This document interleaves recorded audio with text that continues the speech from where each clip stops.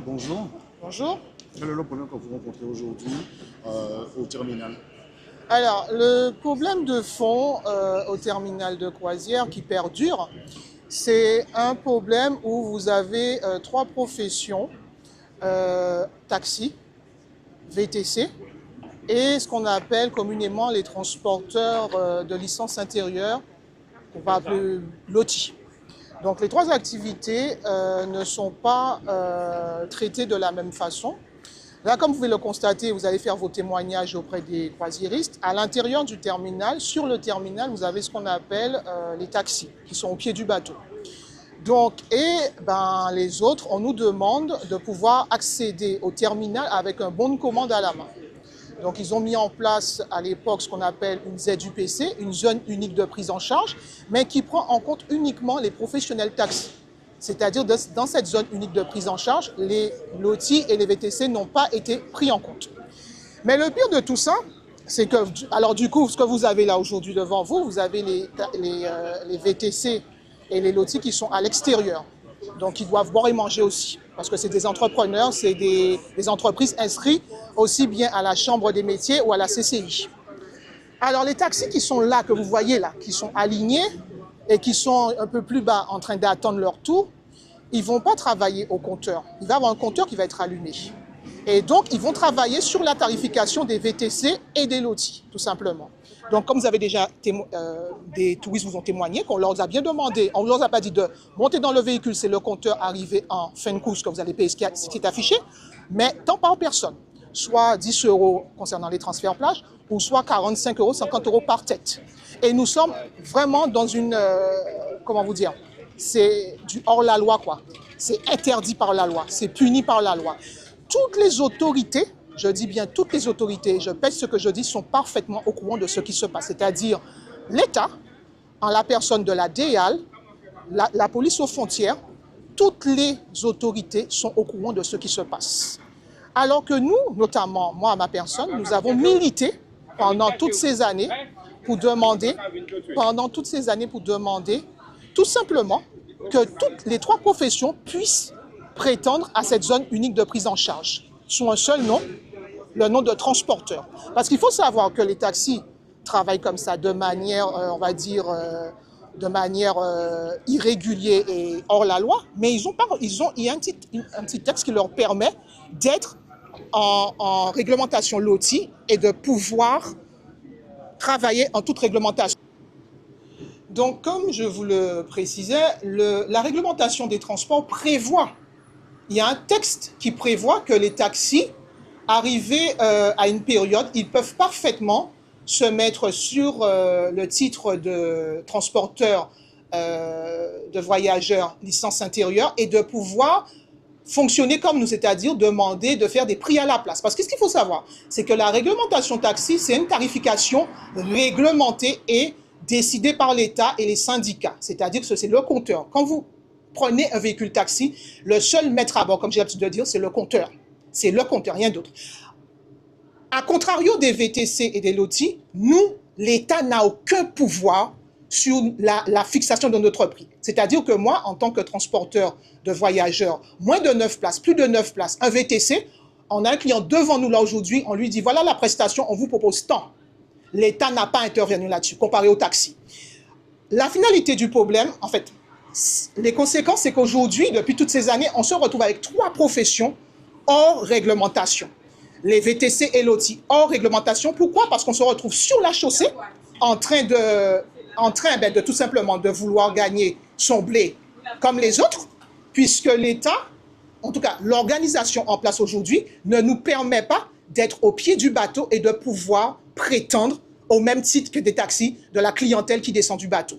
Et également, les taxis sont hors réglementation. Pourquoi? Parce que les gars travaillent, ils prennent le risque. Enfin, c'est un risque parce que quand ils sont contrôlés par la gendarmerie, que ce soit sur Sainte-Anne ou les points touristiques, eh ben, ils ne sont pas au compteur, ils ont demandé un prix à la place, ils sont verbalisés. Donc, j'ai envie de dire, c'est même pas une guerre entre professionnels. L'État sait parfaitement ce qui se passe. Donc, je tiens l'État pour responsable de la situation aujourd'hui des professionnels de transporteurs de moins de 9 places en Guadeloupe sur le marché de la croisière, tout simplement.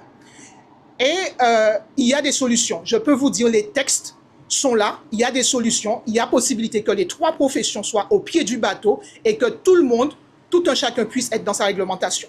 Maintenant, c'est tout simplement, c'est du bon vouloir et voilà, je vais m'arrêter dessus.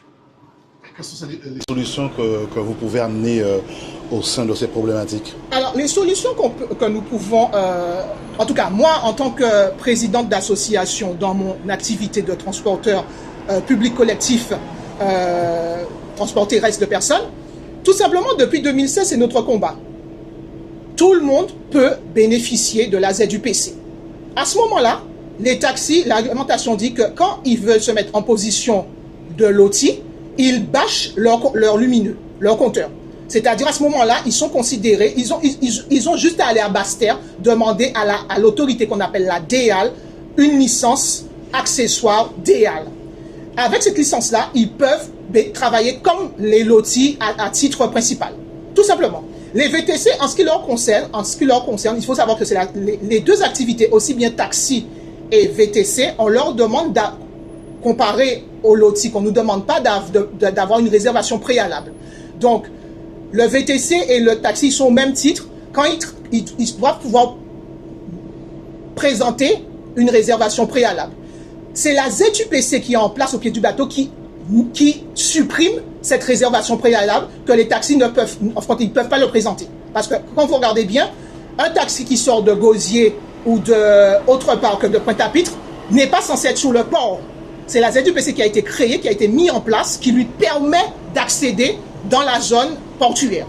Donc, à ce moment-là, vous faites une ZUPC de manière générale, que les trois professions puissent accéder, et de nous permettre une plateforme générale, c'est-à-dire une seule plateforme où ça va faire de la création d'emplois, où il va y avoir des jeunes en place pour pouvoir accueillir les croisiéristes à la sortie du bateau et de prendre au fil les réservations et voilà, à la queue leu leu, tout le monde peut travailler.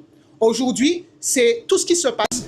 Je peux vous le dire, si l'autorité de la concurrence met le nez là-dedans, il n'y a rien en réglementation là. Tout le monde est hors réglementation. Donc, travaillons ensemble pour pouvoir établir quelque chose et que tout le monde puisse être serein.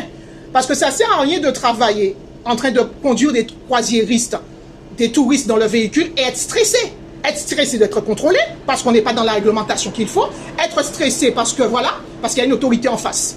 Mais comme je vous dis, pour l'instant, je pense qu'il y a beaucoup de tolérance dans ça et pourtant il y a des solutions. Donc, les solutions, elles sont là. Elles sont là. Les autorités l'ont en main.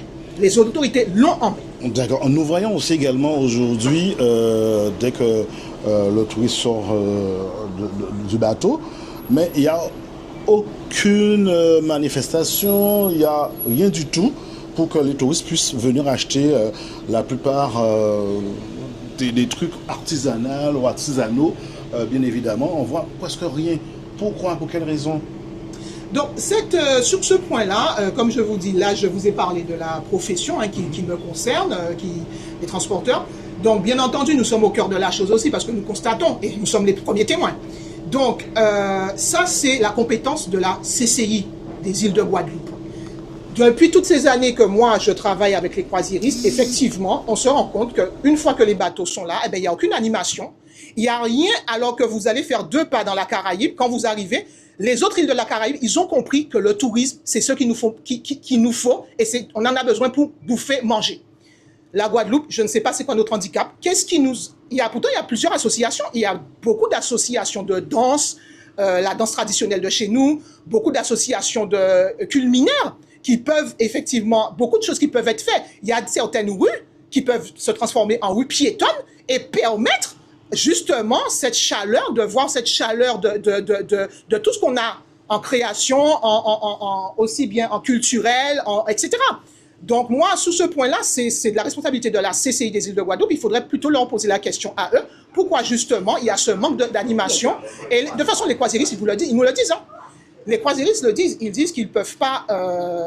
en fait, quand ils ont fait le tour de Pointe-à-Pitre, ils reviennent au bateau, mais il n'y avait rien. Il y avait voilà. Donc souvent, nous les transporteurs, qu'est-ce qu'on va faire? On va les sortir, on va les emmener autre part. Là, on va dire que c'est un peu plus animé, entre guillemets, parce que c'est ce qui reste à faire. D'accord. Et même le dimanche, les commerçants de Pointe-à-Pitre ne sont pas ouverts et pourtant il y a autant de touristes qui viennent le dimanche. Oui, alors demain, si vous êtes là, vous pouvez venir filmer. Demain, il y a le Virtuosa, oui, c'est ça, MSC qui arrive demain avec quand même un bateau à capacité de plus de 5000 passagers. Donc quand ça déverse les passagers, parce qu'il faut savoir qu'il y a une partie, c'est pas forcément tout le monde qui descend du bateau, il y a une partie qui vont partir en excursion. Ces personnes-là sont déjà prises en charge par l'armateur même pour leurs excursions. Il y a les bus au quai du bateau qui vont, voilà. Donc, le reste des croisiéristes vont descendre dans Pointe-à-Pitre. Effectivement, depuis plusieurs années, tout le monde le sait que les commerçants pontois sont fermés le dimanche. Donc, moi, personnellement, j'ai fait la petite recherche. À ce qui paraît, les croisiéristes n'achètent pas. C'est ce qui sort. Ben, pourquoi on ouvrirait? Parce qu'ils ne consomment pas. Donc, maintenant, est-ce que c'est suffisant de dire que les croisiéristes ne consomment pas, donc nous sommes fermés? Mais c'est une vraie problématique parce que Pointe-à-Pitre, le dimanche, est une ville fantôme. En dehors du marché Saint-Antoine, on va trouver quelques marchandes qui jouent le jeu. Effectivement, quelques magasins dans la rue Frébeau. Après, tout est fermé. Donc, il faut savoir que la ville de Pointe-à-Pitre, en temps normal, nous le savons, 17h le samedi est fermée et réouvre le lundi matin. Donc, est-ce que tout ça, c'est la problématique? C'est une problématique profonde que la CCI des îles de Guadeloupe ainsi que le CTIG des îles de Guadeloupe doivent travailler avec les commerçants, à mon avis. D'accord. Votre association, c'est à quel nom? Alors, mon association, comme je vous ai dit, est uniquement dans le transport. Donc, c'est l'association Union Guadeloupéenne des professionnels du transport de personnes, qui est ouvert à tout professionnel qui ont le titre de transporteur public collectif de personnes. D'accord. Voilà. On peut vous joindre comment si quelqu'un souhaite avoir plus d'informations? On peut vous joindre comment? Alors, je reste joignable soit par téléphone, essentiellement par téléphone au numéro suivant, le 0690 72 06 08, pour toute information, aussi bien dans la profession même ou tout renseignement complémentaire. D'accord. Et on demande pour qui? Alors, Madame Kouchi. Voilà. Allez, on vous souhaite déjà bonne continuation. Donc j'espère qu'au moins qu'un jour les choses vont être réglées. Et surtout que j'espère automatiquement ça va avancer dans le bon sens et surtout pour l'intérêt du tourisme. Tout à fait. Je suis d'accord.